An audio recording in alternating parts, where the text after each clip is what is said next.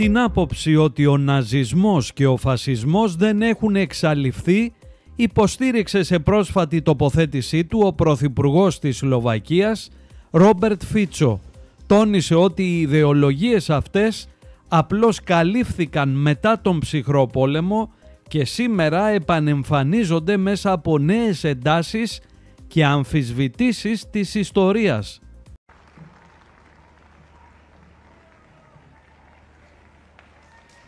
Ďakujem pekne.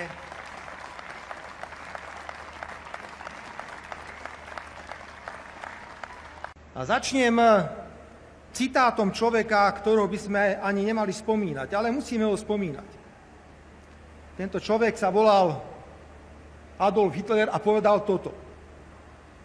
Hranica medzi Európou a Áziou nie je Ural, ale hranica je miesto, kde končia germánske kmene a začínajú Slovania. Túto hranicu musíme posunúť čo najviac, najďalej na východ.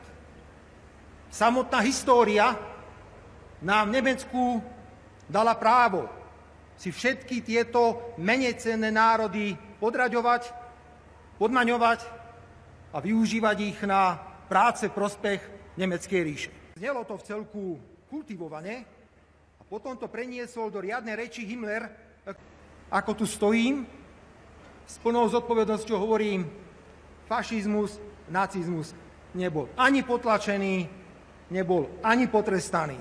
Len sa mu podarilo skryť počas studenej vojny a my zrazu dnes vidíme dôsledky možno aj toho, že sme neboli pri potláčaní fašizmu a nacizmu dôsledky. Jedný z týchto dôsledkov je, že úplne ľahkovážne sa dnes otvárajú témy, ako je nová vojna, nový konflikt medzi Východom a Západom. Hovorí sa o porcovaní Ruskej federácie. Popierajú sa výsledky druhej svetovej vojny.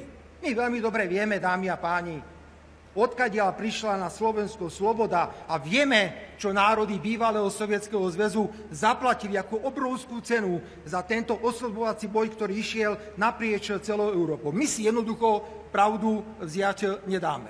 Preto ako tu stojím, ani na tie vši nezabudol, pretože dobre vedel, o čom Gustav Husák hovorí. Vám teda oznamujem, že v pondelok večer sadám do lietadla a idem na oslavy konca druhej svetovej vojny do Číny, lebo Čína zohrala dôležitú úlohu, pokiaľ išiel koniec druhej svetovej vojny. A využijem túto príležitosť aj na to, aby som sa stretol, pokiaľ možno, s najväčším počtom štátnikov.